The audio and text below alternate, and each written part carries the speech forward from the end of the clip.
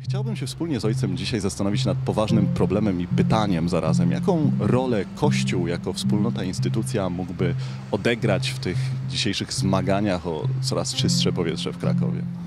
Ma ojciec poczucie, że temat już nabrał wystarczającej wagi i znaczenia w głosie Kościoła? To jest grzechem, jeżeli my nie dbamy o to, co Bóg nam dał, o dar stworzenia, o swoje zdrowie, o zdrowie innych.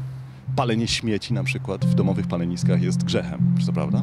Tak, oczywiście, dlatego że piąte przykazanie nie zabijaj nie dotyczy tylko aktu bezpośredniego uśmiercenia drugiego człowieka, ale to także dotyczy procesu. Jeżeli ktoś komuś skraca życie, jeżeli skraca sobie życie, jeżeli szkodzi na zdrowiu. Ojciec wspomniał o katechezie, o dzieciach, do których wyobraźni można starać się dotrzeć.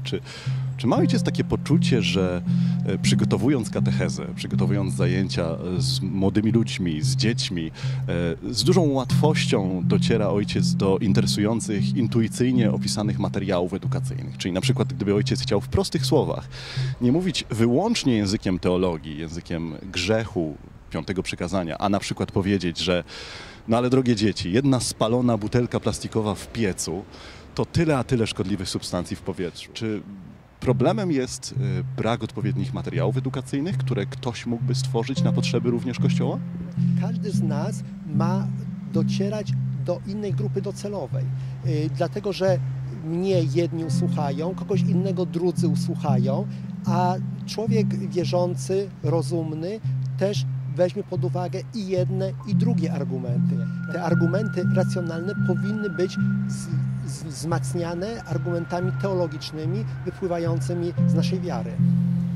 I na koniec, proszę ojca, na początku października Urząd Miasta Krakowa uruchomił dwujęzyczny profil facebookowy, informacyjny, nazywa się Kraków O2.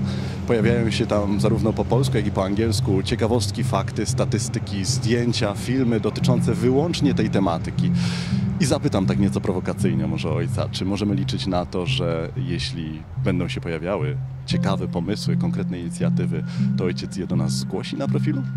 Oczywiście jak najbardziej, dlatego że uważam, że jesteśmy społeczeństwem obrazkowym. Mamy tutaj choćby w Krakowie środowiska intelektualne, naukowców różnych branży. Gdyby takie infografiki przekonujące poprzez obraz powstawały, to i państwo zamieszczą na swojej stronie. Wielu, myślę, osób duchownych na swoich profilach społecznościowych, czy nawet w gablotach przykościelnych można właśnie takie rzeczy umieścić i jakby w ten sposób przekonywać ludzi, edukować, dlatego że to służy nam wszystkim. To jest wspólna sprawa, bo przecież słońce wstaje nad dobrymi i nad złymi. To powietrze, którym oddychamy, oddychają ludzie dobrzy i źli.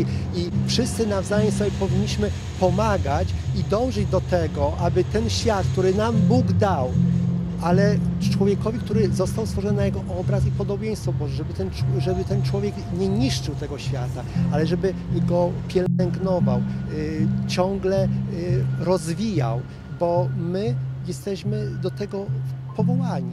Serdecznie dziękuję, ojciec Jan Maria Szewek. Życzę wspaniałego dnia.